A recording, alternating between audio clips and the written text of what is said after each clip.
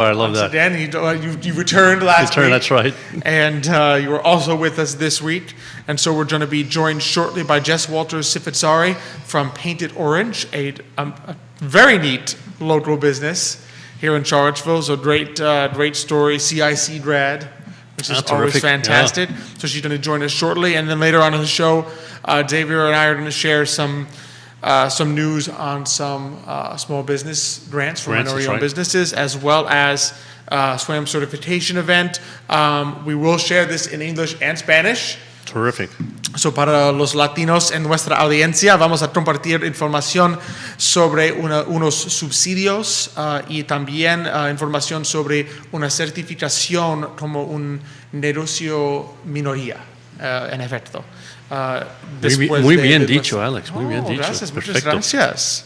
Después de nuestro primer entrevista. Sí. This could be. We're ready. Wow. Oh, we're ready to go. Let's do it. Judah says we're ready to roll here.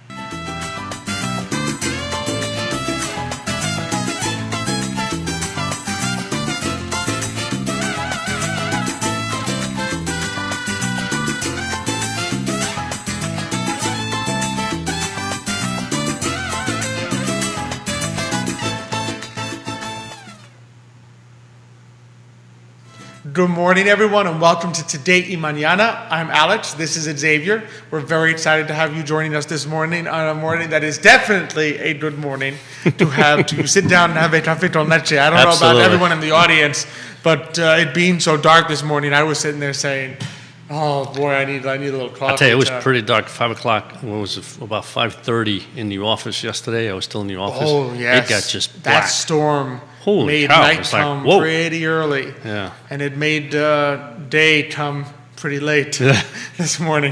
The sun was not quite there to give me energy, so I was like, I need my café con leche. Absolutely. So feel free to get into your cubby hole, your armchair, your office spot, your little cozy spot, grab your café con leche and sit down for a fun show of Today and Mañana that we have in store for you. We're going to be joined very shortly by Jess Walters Cifizzari from Painted Orange. She's the owner of a local business here in the greater Charlottesville area. Looking forward to it. Same here.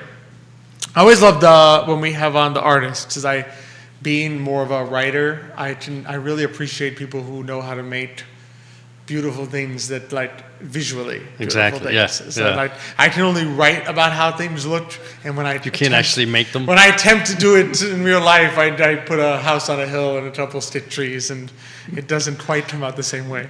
The house looks wonderful every time. Though. That means the same house every year. Absolutely, it looks, at least it's consistent. Exactly. And later on in the show, we'll share some news in both English and Spanish about some Minority Business Alliance grants partnering with United Way, as well as a SWAM certification class coming your way for the Central Virginia Small Business Development Center. So a lot going on this morning. We are always happy to be here on the I Love CVille Network set. As always, we are happy to be presented by Emergent Financial Services and powered by Aqua CVille Hand Car Wash, which actually grand opening of the Aqua CVille Express. Okay, in Zions Crossroads. Right. So you can now just head out there and get the Express Car Wash. If you happen to be coming off Zions Crossroads, 64, that's right. There's a lot of interlocking highways that end up at Zions Crossroads, so you can go in and out. It's more of your quick alternative, whereas Aqua CVille Hand Car Wash here in Charlottesville is more, I really want to get a good wash on my car. I'm going around, the inside's a little dirty. I'd like it to be a little, underneath the car. The really thorough, your car's going to be sparkling clean when you come out of there. So you have now two alternatives that you can choose from. Of course, we're always presented by Castle Hill Cidery. Had a chance to visit out there this weekend. So beautiful. No, it is a stunning place. So really good. They have their Serendipity cider, which is really great, as well as now they swapped out the Sage Apple Crumble is now a Sage Apple Crumble ice cream. And the dessert. So just an ice cream with the flavor of a Sage Apple Crumble. Wow. And the dessert is now, the non-ice cream dessert is now a lemon rosemary tart. Oof. So That goes well with any cider. it goes well with any cider. So definitely be sure to go visit, enjoy a beautiful. They're open now until 9 p.m. on Sunday, so from 12 to 9, as well as other days on the weekend. Yeah. So it's And it's great because let's face it, given where the weather is now and it's light it was to late. gorgeous. It's gorgeous. It must be great. Because there's always a nice breeze up there too. So even Yeah. if it's like a warm day, by the time you get up there, you're getting a cool breeze. Yeah. I was outside. I'm like, I'm sitting outside. Cool or It's warm gorgeous. breeze, it doesn't matter as long as it's the breeze, right? Yeah, as long as it's a breeze. It's true. As long as it's a breeze. And of course, we were always presented as well by Sirius Credit Insurance, by the Jim Seville, and by GBS Financial Services. So we're always partnering, I should say, especially since we have a Spanish segment today. We were always partnering with Forward Adelante, the premier Latino networking group here in Charlottesville, Virginia. So I don't know about you, but I'm excited to get right to today's first guest. Absolutely, I think it'd be a great idea. Same here, same here. So we are really excited to welcome to the show Jess Walter Civizzari. She is the owner of Painted Orange. Jess, thanks so much for joining us this morning. Good morning, Thank you Jeff. guys for having me. It's No, great to be here. It is a pleasure. And we haven't even started, and you have some fans here. Does Dani Rivera says, she is having her café con leche. Yes. Hey, I think oh, it's the Hey, first. Danny. God bless you. This is the first guest that confirmed live on air that they are having. There's somebody else other than actually- Alex that has café con leche. Exactly, There who you are. has the café con leche. Dani Rivera says she's having her café con leche and excited to listen in on my friend Jess. She is one amazing lady. Thank you so Thank much, you. Dani. I hope you are Thank enjoying you, your café con leche. Danny is also an amazing lady who's doing some amazing things out in Orange. If you guys need somebody to talk to about fun stuff in Orange, she's- Oh, okay. I she's saw one we to have a talk future to. guest then. Yeah, absolutely. Absolutely. Oh, fantastic. So, Jess, for our audience that doesn't know you yet, tell us a little bit about yourself and how you came to start Painted Orange. So I am an Orange County native. The business is there in Orange. Painted Orange sort of came about. I worked for 20 years in the disability community, really doing lots of things related to that. And I just sort of got burnt out. And I went, I need to do something fun. I need to do something that sort of energizes and refreshes me. And I sort of looked around the community and I went, okay, we need more recreational stuff. I have 2 kids and I just spent 2 years at home with them. And it really opens your eyes to sort of what you need more of. And we need places in Orange where you can take your kids, you can do something fun. And so I opened the studio. It started with take-home kits, while people were still home. And now it's a place where you can bring your kids, you can come with your retired friends, you can and it's a space for anybody. And the idea is to make art and arts and crafts and all the different things accessible to anybody who wants to come in and try them. We sort of talked before the show about, doing craft projects and how you sit down with your kids and it takes you 30 minutes to get it set up. And then they do it for 5 minutes, and then not only are you left with this big cleanup at home, but you've also got like $150 worth of art supplies that your kids are never going to touch again because, oh my God, Mom, I never wanted to paint with acrylics. You did yesterday, And so I tell parents, bring the kids to the studio, Right. Let them try it out. We've got everything there. We've got the glazes for ceramics. We've got acrylics. We've got watercolors. We've got anything you can put paint on. We're going to put it on there in the studio. Let them try it out, see what they like, and if they commit to it, then you can get it for yourself point. at home. Exactly. So it's a chance for people to sort of do different things and have fun doing it. That's fantastic. So what are some of the different activities that people, adults and kids, will often do there? So we have rock painting. I'm not sure. Wow. Classic. Everybody loves rock painting. Ceramics, where I have functional pieces, the bowls, the coffee mugs, the beer steins. I was just at Ix a couple weeks ago and we did a session on glazing beer steins. Oh, that's awesome. Lots of fun. But then I also have, the little statuary pieces or necklaces or earrings, stuff like that that's more fun. I have coffee mugs with travel lids. This is one from Oh, the I see. studio. I like that. So they actually paint the mugs themselves? They paint the mugs Wow, themselves. I've got okay. all the glazes, and you take it home. I've got acrylics where we can paint. We do something that I call Art with Your Adult, which is sort of an expanded version of a Mommy and Me class, so that a kid can come with any adult in their life that's important to them, and you do a partnered activity. We have story time where we read a book, and then we do an art project. Those are mostly for kids. For the adults, we also do a book club, which has been really fun. We're coming up on 1 year of the book club. But you have the month to read the book, and then we get together and we have some wine and refreshments. But you create a piece of art that the book inspired for you. Okay, So you have this collective experience of having read the book, but then everybody takes something different away from it.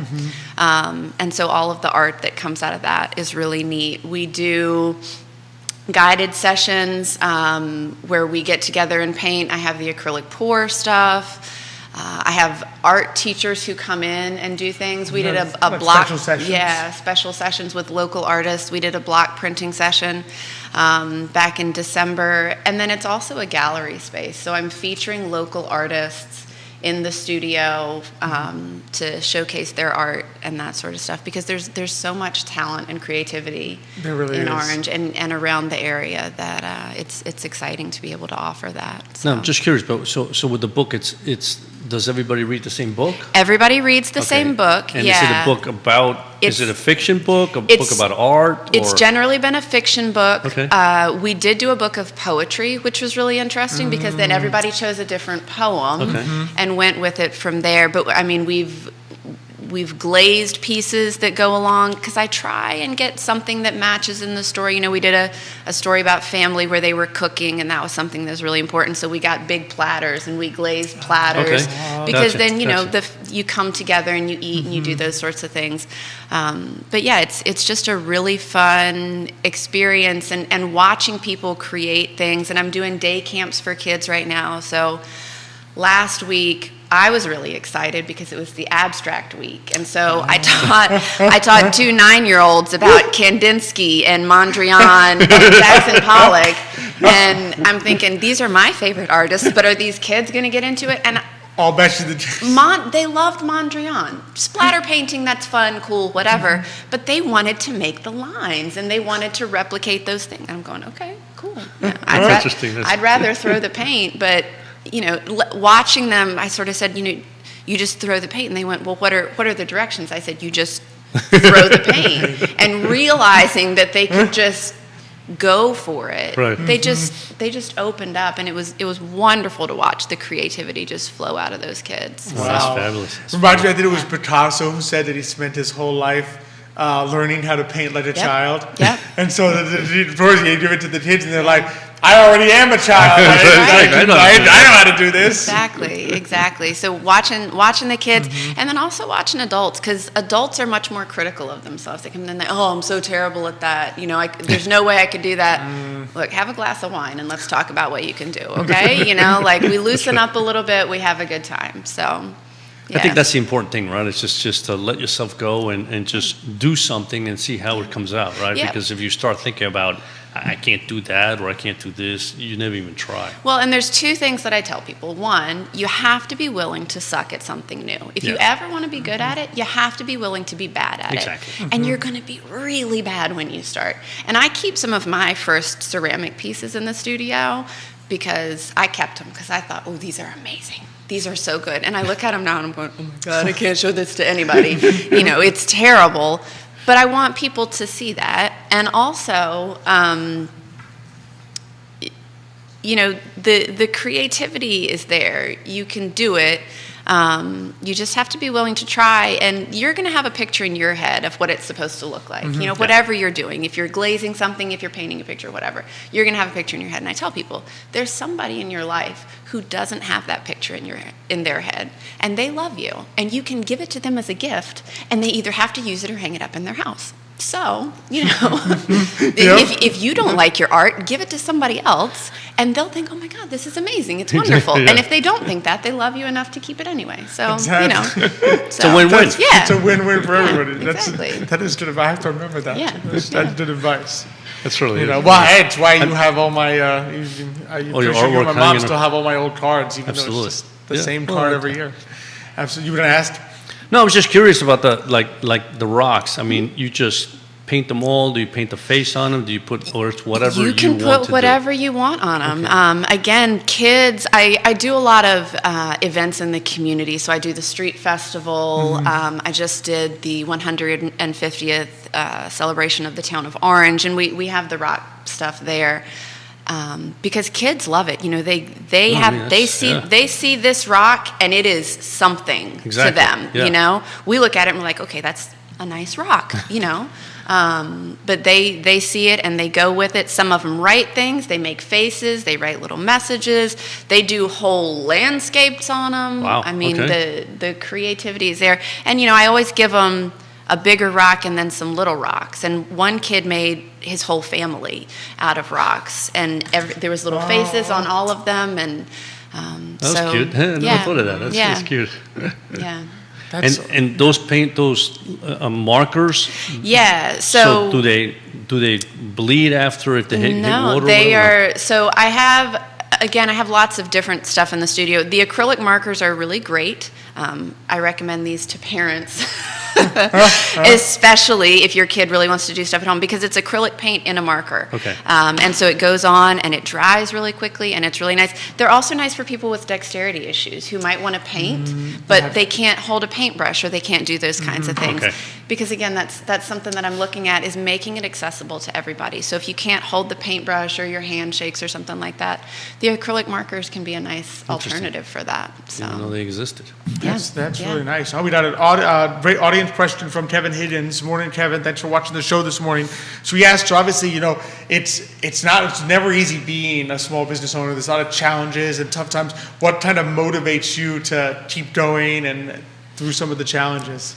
Seeing the need in the community. You know, Orange is a small town and it's a great rural community, and there's so much of that there, but we needed something recreationally to do that was local, because I want to keep people in the community. Coming to Charlottesville is great. I come to Charlottesville all the time. I love Charlottesville.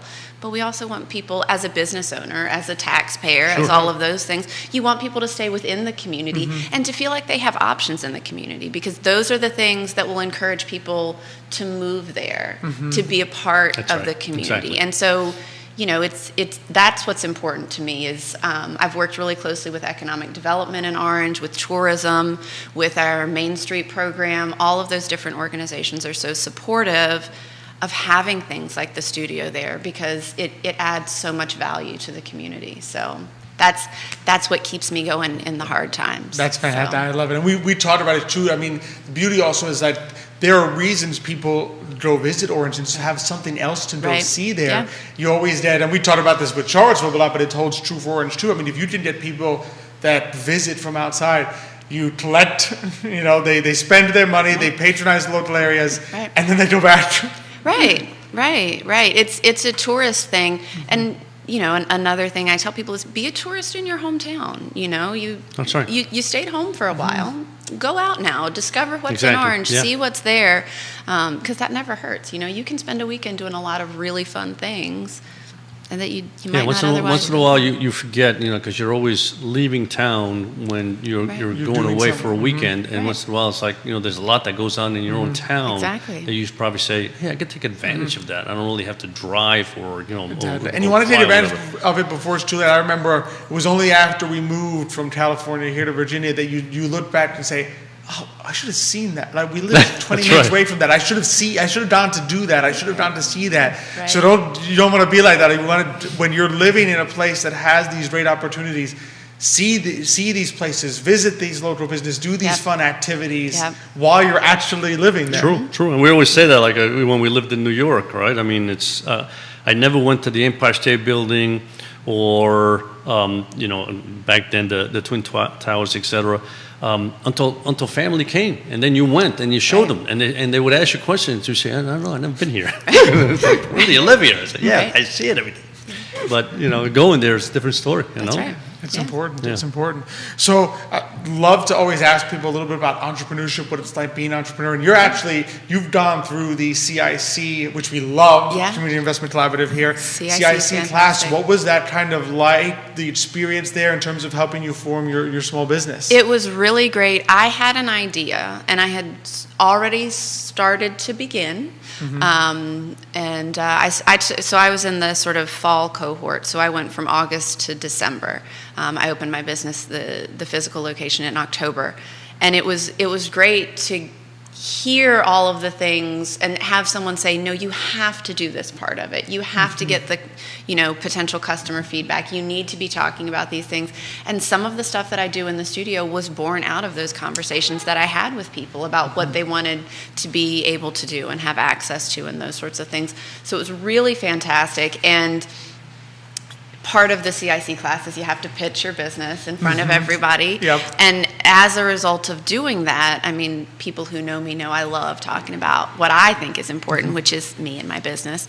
But it helped me sort of hone in on what I wanted to be saying. And I felt confident enough. I pitched in the Quad County Business Summit. you. I went into the quarterfinals of that. And then I also pitched at TomTom, which I found out about through the CIC Yep. stuff. So if you're an entrepreneur and you're looking at doing those things, CIC is a fantastic connection to make. They have been really supportive. I have referred friends who own businesses in Orange to CIC. And I also met people in that group, in that class, who I'm still working with now. There's some products that I carry in my studio. Herbert's Wine Jelly. Carolyn Herbert was in the CIC class with me. And whenever I have book clubs and stuff, I serve her wine jelly because it's fantastic, And then a friend of mine owns Sweet Art Emporium out in Fluvanna. I met her through the CIC class. So making those Networking. connections is another really huge part of it. And there's a woman who's a baker, and she was in that class, and she comes to the studio, and we do these she makes cookies, and then they paint the cookies with edible paint and stuff. Oh, And that's interesting. that's super fun. So not only do the kids get to paint then, but they get to take cookies home. So you can't beat the connections. Sign and the me up for that networking one. I'll and- join the kids on yeah, that one. Yeah. So As long as you can eat the cookie right. Yeah. As long as I can eat the cookie eventually, I'll do it we a have day. little icing cups that are to get you through, because you can't be icing a cookie and not having some icing as your that's just Exactly. cruel. Amen to that. You can't do that. So Amen to that. It's Absolutely. it's true. The other day, so I think it was last week, we were at the luncheon, the CIC luncheon, and you had a few small business owners up there, and it's amazing how much CIC helped them, and part of it is, as you mentioned, you Just you meeting get others. just meeting other people, That were and I've there. always said, nobody has a lock on brains or ideas, right? So it's like you may have a great idea, and somebody says, yeah, but if you do it this way, it's even better. And you go, never thought of that, right? So it's great when you talk to other business owners, because you learn from them, they learn from you, and everybody wins. you know? yeah, and that willingness to sort of pivot what you're doing. Right. That was That's one of the important. big things that I took away from the CIC thing is, you've got an idea, and you may think your idea is great, but if the client base isn't there for your great idea, Something- how are you going to yeah, move that's it? right. How are you going to Something's wrong, shift that's it? right. Because Exactly, yeah. I can run a business that is all my idea and it's just going right there, but if nobody's coming in the door, That's right. CIC helped you, look at, okay, well, why? Maybe we're having that conversation. So, What can we do to Exactly. get there? yeah. To get there. Oh, you got another fan. Matthew Spencer says, "Do Jess." Johnny Ornella Samiro do Programa says, "Buenos dias, mi gente." Buenos dias, Johnny. So, I mean, on that topic of, Christine Marie says, "The arc of NCV is so thankful for Jess." Yeah, so a big part of what I do, because I really feel the importance of community so much, each month I pick a nonprofit to partner with. And so I do a fundraiser every month that goes to one of the nonprofits in Orange. But Christine got in touch and said, hey, we're doing this ARC at home thing through Zoom, where we have people with disabilities and we do an art project over Zoom with them. Would you be interested? And so I just put together kits for her. On Sunday, we will be painting flower pots together over Zoom and then planting a flower in them. So Beautiful. it's things like that where you're creating that sense of community and you're bringing people together and doing it through art. I think it's so fun, and it's such a great way to bring people together. No, That's fantastic. beautiful. That's That's wonderful. beautiful. Yeah. Just before, this has been so fantastic. Before I let you go, where can people find you, sign up for Yeah. events that are going on, figure out, what activity they would love to do? So I'm on social media, Paint It Orange VA on Instagram and Facebook. And then orangepaints.com is the website. Orangepaints.com. The studio is open 6 days a week at 137 Caroline Street in Orange, right next door to the museum. Wow. And Okay. then my phone number is sort of all over everything out there, so people can get in touch. We're there. I do private parties. I can come to you. You can come to me. We can make it work. But my goal is just to get people creative and meet them where they're at. So Let those creative juices flow. that's right. Exactly, That's right. fantastic. And supporting nonprofits, helping the local community. This is just, excuse me, the beauty of small business. Exactly. The beauty of small business. Jess, thank you so much for Thank you joining very us. much. It's been an Yeah. absolute Thanks, pleasure. guys. Absolutely. Yeah. Thank you. I kept looking at those rocks. I said, I got to paint one of those. I can leave some rocks. Right up my alley. Paint. Thank you, guys. Just thank Thank you you, so Jess. much. Thank you. No, really fantastic. It's always just so inspiring It is. for Yeah. me because you just see the passion for what entrepreneurs like Jess have for what they do, and then also like the passion also for the local communities. Be like, I want to support it by bringing people in, having them do activity, having them stay in Orange, visit Orange. It's just fantastic. Yeah, and it's always, and it's true. It's always nice to be able to go somewhere where you can do something completely different. Where in some cases, you haven't even thought about it. In other cases where it's like, yeah, I want to try this, but, like Jess said, if I got to go out and spend $150 on all the materials to do this, I'm probably not going to do it, right? So you go there, you look to see what it's like, how it feels, especially if you go in a group, Exactly. right? And so many It's- different yeah. types of things. In other words, you don't if you're like, I don't want to do the glazing. Well, you can paint something. You can paint a flower pot. You could do another activity. If you're like, I'm not good at the drawing part. Well, you can glaze a plant. You can do something related to flowers. You can do cookies. I mean, if Cookies. you're like me and you love sweets, the cookies is Halfway through obvious. painting the cookies, like, that's enough, I got to eat this. I would hope I would control myself enough to make a beautiful cookie before I eat it. But, I enjoy it for half an hour. You can't make it too beautiful, then you got to bite into it. It's like, uh-oh. Well, I'll take a picture of it and then eat it. Of course, I know The you wouldn't make it picture- too beautiful anyway. You and I are in the same boat. It would be a house on a hill. It's like, this is ugly, let's eat it. Be a house on a hill or a little vase with flowers. You are.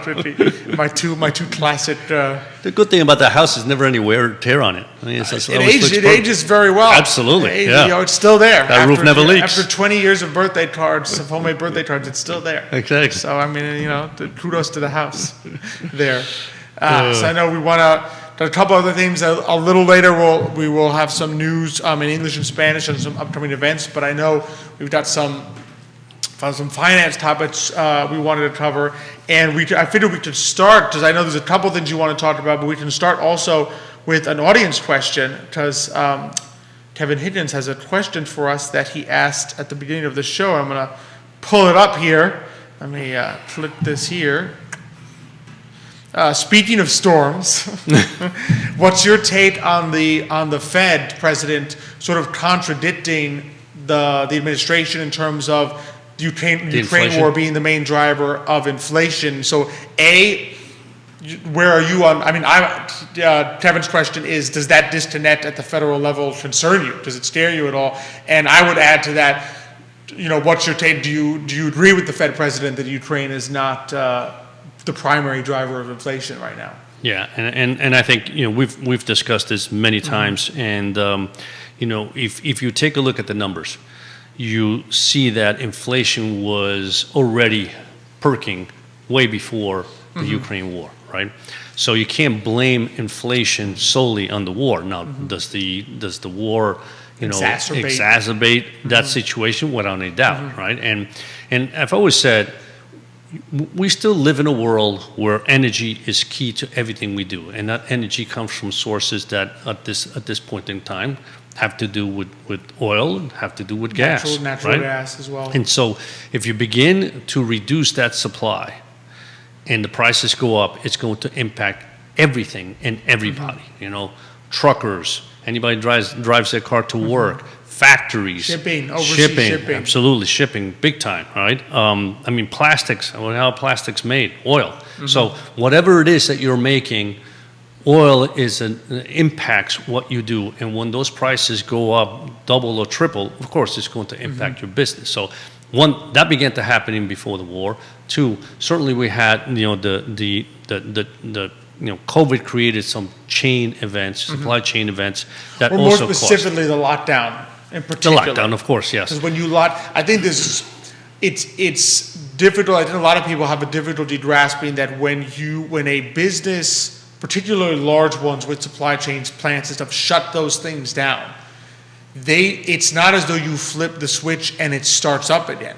In other words, closing a factory for an extended period of time, things begin to fall apart. Exactly. Things begin to wear down. You think about like your car, right? If you don't run your car every day and you come back to your car after 6 months and you haven't actually turned it on, it won't start as quickly. It's not like you just, it's going to start up just the way it was. Yes. So it takes a lot, and there are a lot of issues with who was getting their supplies from where, what country was shipping it, what factory was there that's not there anymore. If only one country made something, if everything was being made out of Milan and those factories shut down and they didn't reopen, you're scrambling to find who the heck makes this now, because the factory I was getting it from before, this part that was necessary for my product doesn't exist anymore. So a lockdown has cumulative effects way down the road that it's not as simple as, the 8 months to slow the spread is over, turn it back on. Doesn't work that way anymore. No, it's true. And with regard to, just to go back to Kevin's question, I think the Fed did the right thing. In other words, the administration is doing one thing, and obviously, their goal, they're an administration, so everybody blames administration for everything, right? Exactly. So they try to figure out how do we diffuse this a little bit, right? And the Fed did the right thing in saying, facts are facts. This is what happened, and this is the issue. So I think they did the right thing, without any doubt. No, for me, I don't think it's too concerning because it's so typical. In other words, you expect an administration to take credit for anything good and to deflect blame for anything bad. Of course. So it's not stunning that the officials say, well, it's Ukraine. And the Federal Reserve's job, of course, Powell is sitting there saying, I need to prepare people that if Ukraine magically ends tomorrow, it doesn't mean the inflation rate is not dropping, is not going to plummet 7%. Exactly. In a couple of days. In other words, there are underlying issues here that will require, also, he may be sitting there thinking, if Ukraine ends tomorrow, he may still be looking at raising interest rates. It's not like the Ukraine war ends, and then he's like, I don't need to raise interest rates anymore. And I think the Fed is, hopefully they've realized that they've made many mistakes in the past, and the chances are they're going to make more mistakes in the future. Absolutely. Nobody's perfect, and unfortunately they don't have a great track record. However, when you think about interest rates, they kept them too low for too long a time period, and that started from 2008 all the way till this year, and it's still. You could argue it started in the 90s. Well, with Greenspan, but at least they were at 6%. I did that 2000, 2001 period. True. And then Bernanke, obviously, started raise rates too quickly, too fast. It's hard to forecast the future perfectly and saying this is what's going to happen next year, therefore I have to begin now, right? The only question is that when rates are so low and you make money so cheap, then of course the economies are they're churning along pretty quickly, right? Yep. So there's just, talk about storm, it just kind of felt like there was a perfect storm here where, energy prices rose for obvious reasons. You had still the chain events, and then you have all the stimulus that came into people's, hands, and it's like, what am I going to do with this money? I still have a job, I'm still making money, and now I got all the stimulus package, boom. Before you know it, Exactly. the demand is going through you the roof. got $2,000 of direct payments in 2020 and the very beginning of 2021. I think the Yes. last one was in February of Yeah. 2021. And we're talking trillions of Right? dollars. Trillions of dollars. yeah. And then there was another package that came right after that. Exactly. Of around I think it was a 1.9 trillion. So have when you have an lot. economy that is, from the supply side, that is strained a little bit, and you now have this huge demand, you're going to have prices that are going to increase dramatically, right? And the goal is eventually, is inflation here to stay? Nobody really knows 100%, but I think one thing that COVID has taught many countries is that you can't always rely on another country to supply you with things that you need. Particularly necessity, yeah. Exactly, Those vital especially goods. necessities. So I think as you begin to say, we need to manufacture more in this country, we need to create more opportunities in this country for even pharmaceuticals, for example, guess what? You're competing against the rest of the world whose labor markets are extremely cheaper than ours. Exactly. What does that mean? That means that prices are going to go up. But I think Or over the not long go- run, or at this point not go down, which is Or kind not of go what down. we talked about. But, Like, yeah. The expectation shouldn't be that these price levels are going to are going to go down, decrease. yes. But and as you mentioned a million times, right? The key isn't that we're going to see a negative inflation rate and say this is great. I mean, it can happen in obviously gasoline prices and Yes. things of that sort, right? However, the key is you don't want prices to continue to go up. It's that Exactly. continuous inflation of 5, 6, 7% that really And drains. we can see it in when we run financial plans. If you put a one-time inflation hike and then inflation is steady, so like your prices go up 10% one year and then they stay the same, the plan actually tends to be okay. Yeah. What kills people's finances over the long term and drains their retirement savings is if prices go up 3% Every single year year. after year, 5% year 5%, after yeah. year after year after year. That's what really drains it. So yes, the price level has done up tremendously. If it stabilizes at some point, it will not be you will not be as bad off as you are when it's continuously increasing. So that Exactly. can be dealt with. I mean, the goal always is that you want your savings, your return on your savings to grow slightly faster than inflation, and you'd love to have your wages grow at least The same at as inflation inflation. rate, so that you're not draining. Because once one or the other, I mean, whether your savings or your wages are lower than inflation, you're in trouble because you are draining. At this point, if your wages are lower, they're not keeping up with inflation, you're going to be draining on your your purchasing savings. power, your And purchasing absolute- power yeah. vanishes. Exactly. yeah. Absolutely. No, Jessica Royal, thanks for watching the show this morning. Another viewer that we have this morning. And I mean, we've talked a little bit about the Fed rates. I know you wanted to talk a little bit about some things you're seeing with rates. Well, certainly, I mean, literally over the last 3 or 4 days, I mean, interest rates have dropped almost 0.5%, right? And you sit there and you go, what has happened? It's not like the Fed lowered rates, right? And that's kind of a key point. If you think about what the Fed's done, they've raised rates by 1%. You look at the yields in the 2-year, the 10-year, the 30-year mortgage rates. You look at mortgage rates went from 3% to about 6%. That's a 3% increase, and you go, but The Fed the didn't Fed raise only rates. did raise rates 1%. Why is that? That's called expectation. That's also called spreads, right? And so over the last 3 days, you've had rates drop by about 50%, literally almost across the board. 50 basis points, 50 so half basis a- points, half a sorry, half a percent. percent, yes. 50 basis points. And you have a 2-year, for example, is down now below 3%, which was at about 3.42 only about Wow. 4 or 5 days ago. And that's all because, one, the expectation that we're going into a recession. If we go into a recession, The Fed then won't the raise Fed rates. won't raise rates anymore, or won't raise them as much as we had expected, because there's no way they're going. One, they're not going to need to do that, and two, usually during recession, the Fed begins to lower rates. So Will they lower rates? Probably not, because there's not much to They're lower. still low. Right? Let's Exactly. face it. Yeah, We panicked about these rising rates, but historically they are still extremely low. extremely low, extremely low. So the other thing I did was, because everybody's comparing us and saying what happens, this is like the 1970s, which I totally disagree, but however, so let's say it's like the 1970s from an inflation perspective, right, where inflation was, rampant at that point in time for quite a few number of years. Yields, for example, the 10-year went all the way up to about like 13, 14%, right? I mean, do we expect that to happen now? I don't think so. I don't think so. But anyway, so what I wanted to kind of compare is what did the markets do during that time period, right? If you look at the markets, you look at the S&P 500, and I wrote down some numbers. So like from, where's the 70s? From 12/31/74 to 9/38, September 30, 1981, right? The S&P 500 was up 13.4% on an annualized basis, right? That's pretty good. I mean, that's a nice return, right? From 1971, 3/31/1971 to 9/30/1981, right? The 10-year went from 5.5% to 15.8%, right? And the S&P 500 had a 5.9% return. That's not terrible. Right? I mean, it's not great. It's not what you want from the S&P 500, but it's not terrible, right?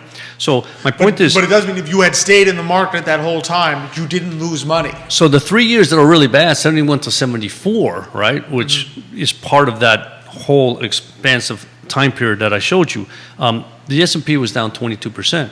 So in other words, the worst individual period was basically down 22%. 22%. What are we down now in the S&P 500? We're down 20%. Yeah. So from the perspective of, inflation is going to stay here with us. Things are terrible. Should I get out of the market? I would say, I'm not a forecaster. I'm not, you do as you wish, but I would say 20% later, down 20%, it's a little late, right? And the other thing, and we've talked about this a million times, and I think it was Nicholas had sent an email with respect to that, and you probably remember Nick that said, more. He sent us, as a firm, of course, we as Emergent Financial Services, we talked about this a lot. Where's the economy going? What do we think about rates? What do we think about the markets? And Nick sent to the partners, he sends us that the 4 best days in the history of the stock market were Jerry was looking at it too. Nick he posted on Facebook too. Nick, the 4 best days in the history of the stock market occurred during the Great Depression. And if you add in the next 2 best days, the next 2 best days in the history of the stock market, the S&P 500 here, occurred in the Great Financial Crisis. Yeah. So in other words, basically the 2 worst recessions in the history of the United States, since the 1900s, since the year 1900s, the 2 worst recessions in the United States contain the 6 best days in the history of the stock market. Explain why that is. It really comes down to, Jerry's question is, why is that? And in many ways it comes down to the fact that because the markets are so down in these periods, you have these days and opportunities when people they go in and buy. Something happens that expectations turn, like, oh, maybe this won't be as bad as we think it is. The market just shoots up. Again, I think a lot of it is people saying, oh, now's a good time to buy a little something.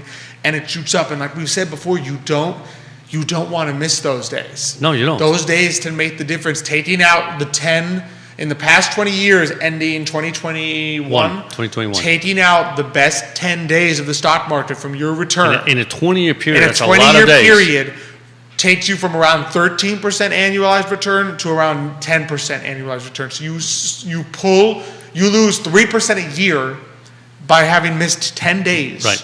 In 20 years. Yeah. And now imagine that there's a good chance 6 out of those 10 days are in the midst of periods of the stock market where the whole thing is looks like it's falling apart. And the whole point is you just don't know when that day is, right? And so the key is, can you sell and then know exactly when to buy back? And the answer is no. There's no way, right? So always, the most important thing is a nice diversified portfolio. But when you have markets that are down, unless you're in desperate need for money, of course, right? Then selling is not a great idea, because over time you'll see that market will come back. And the last thing you want to do is sell now, and then you have 1 or 2 of those days, and you go, oops. If you're not in the market, you're never going to recuperate what you lost at that point in time. It's too late, right? And so, you need to be cognizant of that. information of what happens during those time periods, and you just have to be patient. And the issue is that 20 years ago, you didn't have the option or the ability to go in and look at your portfolio on a daily basis. Today, you get it on your phone. Oh, I'm down another percent. Oh, I'm down 0.5% today. And I think that is terrible. I think people need to shut down their phones and not think about that. And think about, okay, I have expenses. Am I covering my expenses? Is there anything I can do with regard to that area of the economy? Don't worry about your savings, especially your retirement savings. Just let them ride. They will come back. They will grow. If you think about your job or your small business, let's say you're a small business owner, you wouldn't make your long-term financial decisions when it's like, oh, I had a bad day today. Nobody came to my shop today. I gotta change everything because it's I had less. Or so to say, I had 10% less people today that bought something than yesterday. You wouldn't make decisions on a day-to-day basis. I gotta close the doors. I gotta close the doors for one day and open them the next day. See what happens. I'm 10% down. I gotta sell some of my inventory. Yeah. You would never make a decision like that on such a short time period. So you really can't be sitting there day by day. You're just going to drive yourself crazy if you're looking at the market day by day. The important thing, which we've talked about before, is you got to look at your portfolio as a whole and say, is this the level of risk that is appropriate for me? If the answer is still yes, then you cannot let the return of the market change your portfolio. The issue is the market return is always backwards looking. In other words, by the time we sit here and say the market's been down 20% this year, that's not the time to say, oh, the market's down. I gotta sell all my risky stocks and go all the way into bonds. It's a little late. It's a little late, exactly. No, exactly. And it's almost impossible to forecast these things in advance. The best stock pickers are basically correct about the same number of times as your average person that's picking NFL fantasy football, right? So I mean, if you can't beat NFL fantasy football as the best stock picker, that doesn't mean they're terrible. What it means is that it's just almost impossible to successfully predict the market. There's so many things that happen. It's when I mentioned, in other words, you have to be right twice. You have to be right when you sell, and then you have to be right when to buy. Because at any one of those 2 points you're wrong, you're going to lose, right? And so, and we made this point very clear, especially to our clients, right? The most important thing of all is having a financial plan, because I know there's a lot of people say, here's the portfolio you should have. And I always, well, how do you know? I mean, how do you know that's the portfolio you should have? I mean, what makes you think that's the perfect portfolio for you? I've always said you need to have a financial plan. And obviously, the older you are, the easier it is to predict the future, because it's less time, right? I mean, a 20-year-old predicting, when you're going to retire, how much money you need, what's going to happen. There's a lot of ifs and a lot of things that can go wrong, right? So yes, most likely you're going to have a much more aggressive portfolio. But you get to a point in time where the financial plan says, yes, in order for you to achieve your goal of surviving your assets till you're 90, 95, 87, whatever number you happen to think is appropriate for you, right? Then that dictates, it's like, listen, given all your cash flows, given everything you have, you need a 4% that's right. return. You need a 4% return. Therefore, this is the style portfolio you need. It may be a little less risky than somebody else that needs a 6% return, and therefore his has to be risky. So it's great because that's dictating what the portfolio should do, as opposed to here's my portfolio. Put this into financial plan. Put my financial plan. It's like, well, I mean, this portfolio is extremely too risky, and if you lose at the time you need the money, you're never going to be able to achieve your goal, right? Well, if it's a more conservative nature, and when you need the money, you haven't had that loss, you're in great shape. So, again, you have to have a good understanding of what your goals are, what kind of risk level you can take in the marketplace, diversify, make sure it's a well-diversified portfolio. And this is a perfect example. We've seen perfect examples for the last 2-3 years, right? Tech in 2020, it was up 30-40%. The next year, it was down, right? This year, once again, growth stocks, tech stocks, they're down. They're getting hammered, right? While value is up, right? Who's smart enough to constantly switch from one sector to another, right? Especially perfectly timed. Because let's face it, you're sitting there in March of 2020. Is anyone sitting there saying, time to buy tech? Exactly. You know what I mean? The economy's in, free fall, everything's shut down. Let me put all my money into tech and clean energy. You sit there and say, why clean energy? Now, here's the new administration. Let's go into clean energy. Well, And the market's clean down energy 30%. booms from Yeah. March 2020 to December of 2020. You got a new administration dedicated to clean energy, and clean energy crashes for Exactly. the next 2 years. Yeah. Impossible to predict. Yeah. However, we always talk about it, right? When you have a diversified portfolio of asset allocation and you should be 3% in this, 5% in that, 20% in that.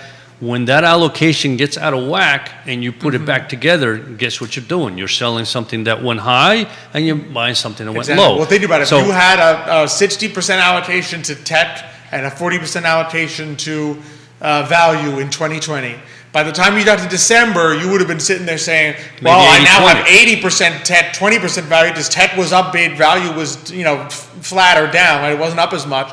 You would have sold, tapped high, Right. bought value low to get back to 60-40, right? And now your value part, you have more value that did better the next year. Exactly. So you just keep the having a diversified portfolio, the rebalance automatically helps you to make wise decisions without needing to time and guess that on January 20th, 2021, this is the perfect time to sell clean energy. It's like, how would you guess that? No, you never would. You never would.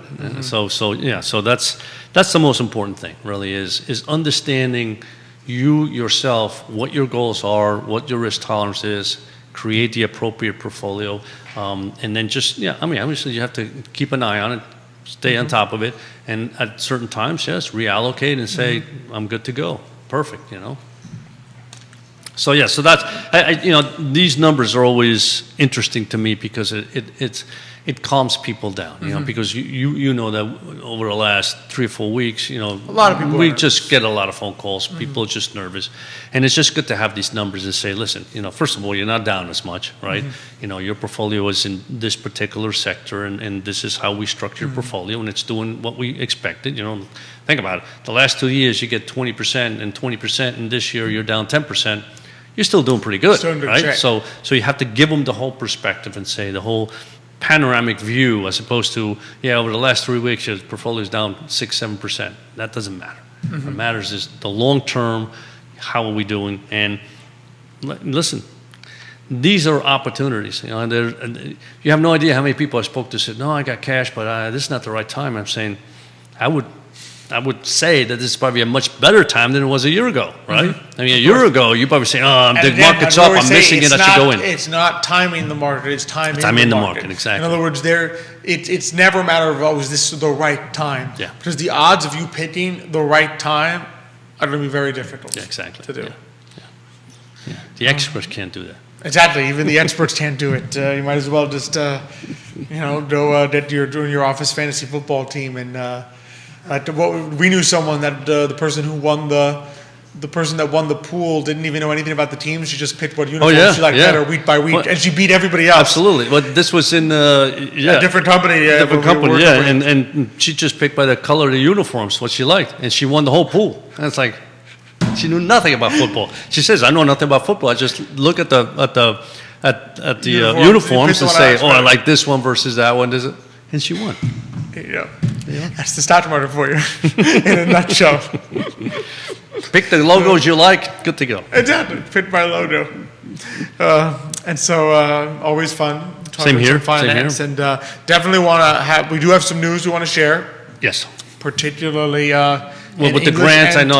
Last week we remiss in saying them in Spanish, and I said I think we should let some absolutely no. We want to let our Latino audience, Hispanic audience, know about these grants for which you are 100% eligible if you are a Latino-owned small business. And they're still available, though. And they're still available through June 30th is your last day. It's actually noon on July 1st, but June 30th, pretty much you want to have your application done. So we're going to do a little bit in Spanish. Feel free to jump in as I practice my Spanish. Muy bien, perfecto. Estoy aquí. Okay, gracias. Bueno, tenemos una oportunidad para subsidios, becas, subsidios, fondos para negocios que son minorías. Entonces hay 10 subsidios de $5,000 al subsidio. se puede llenar la aplicación en línea, otro papel, por visitar United Way, o la dirección que vamos a poner en los comentarios. Entonces hay una dirección para Minority Business Alliance del Chamber of Commerce de Charlottesville y también por parte de United Way. ¿Y cuántas becas o subvenciones hay? ¿Son 10? Hay 10 oportunidades. 10 oportunidades. Y cada oportunidad tiene $5,000. Muy bien. Entonces, los requisitos para la aplicación son, tiene que ser un negocio de sole proprietorship, de un dueño, Sí.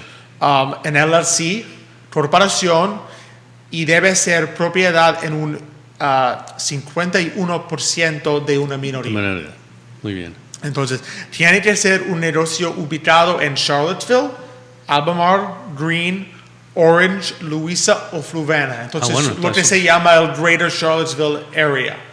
Entonces, Charlottesville, Albemarle, Greene, Orange, Louisa y Fluvanna. Muy bien. Tiene que tener una historia de 12 meses de ser un negocio. Entonces, tiene que ser en existencia por un año, por menos un año de existencia como un negocio. Tiene que tener ganancias, profit, entonces no ingresos, profit, ganancias menos de $100,000 al año. Entonces, $100,000 es para estas compañías es para una compañía pequeña sí. es un porque es profit, no es ganancias. Profit no es ganancias, sí. es ganancias, no es ingresos. Sí. No es gross, solo es profit. Entonces, sus ingresos menos sus costos, sus gastos. Entonces, tiene que tener menos de 50 empleados. Naturalmente, la mayoría de negocios pequeños no tienen 50 empleados. Tiene que ser un miembro de la Alianza de Negocios de Minorías de Minority Business Alliance o hacerse miembro de la alianza al recibir los fondos. Entonces, no es necesario ser un miembro hoy. Se puede hacerse un miembro después de recibir los fondos. Entonces, al momento de recibir los fondos. Y solo cuesta $240. Entonces, con los 5,000 puede por pagar los 200. puede pagar muy bien. 250. Es decir, no tiene que pagar los $240 primero al recibir la beca o los fondos, que son 5,000, entonces pueden pagar los $240 para ser miembro de la alianza. Que tiene también otras oportunidades de recibir fondos. Entonces, hay beneficios, hay ventajas de ser un miembro de la organización. Entonces, no va a pagar $200 por nada. Es $200 para ser miembro y tener oportunidades de compartir su negocio, oportunidades de recibir otros fondos. Entonces, hay beneficios de ser un miembro. No, es una muy buena oportunidad para estos negocios pequeños. Y $5,000 es bueno y lo puedo usar casi para cualquier cosa, ¿no? Sí, entonces se puede usar para el equipo, para inventario, para su negocio, se puede usar para costos de operación, entonces empleados y todo eso. Sí. Entonces también se necesita documentación para la aplicación, pero son documentos fáciles de obtener. Entonces, su licencia para hacer negocio, todos los negocios ya tienen. Su estado de resultados, su profit y loss statement. Y puede ser un documento muy simple de, los ingresos, los costos y el resultado, en términos de ganancias. Y no tiene que ser de los impuestos a IRS. Sí, también en adición se necesita su declaración de impuestos, su tax return de 2020 o 2021. Entonces, cualquier año, si no tiene los del tax return para 2021, se puede usar 2020. Entonces, el tax return solo es para probar que los ingresos son menos las ganancias son menos de 100,000. Y también, últimamente, se necesita su presupuesto para el proyecto. Entonces, ¿cómo va a usar los fondos? Los fondos. Si va a usar los fondos para operaciones, tiene un Para presupuesto. Para comprar Para cosas. comprar cosas, para un nuevo tipo de equipo. Aquí es mi presupuesto, hay mi presupuesto. Yo voy a usar los fondos para comprar esta cosa, para comprar esta máquina, todo eso. Entonces es muy Y simple. eso es todo en línea. Todo en línea, pero si prefiere hacerse con papel, se puede visitar a United Way y ellos pueden ayudarle a usted para llenar la aplicación con papel. Muy bien, perfecto. Pero se puede hacer todo en línea. Vamos a poner la dirección para el sitio de web en la sección de los comentarios en todas las páginas de Facebook. Entonces, en mi página de Facebook y Today Mañana el grupo, todo eso. Muy bien, perfecto. Y entonces es una buena oportunidad. El último día de deadline es ¿El 1 de julio? El 1 de julio a las 12 al mediodía. Entonces, preferablemente es el por lo último menos día junio de 30. Junio 30. Pero se puede llenar la aplicación hasta mediodía el 1 de julio. Muy bien.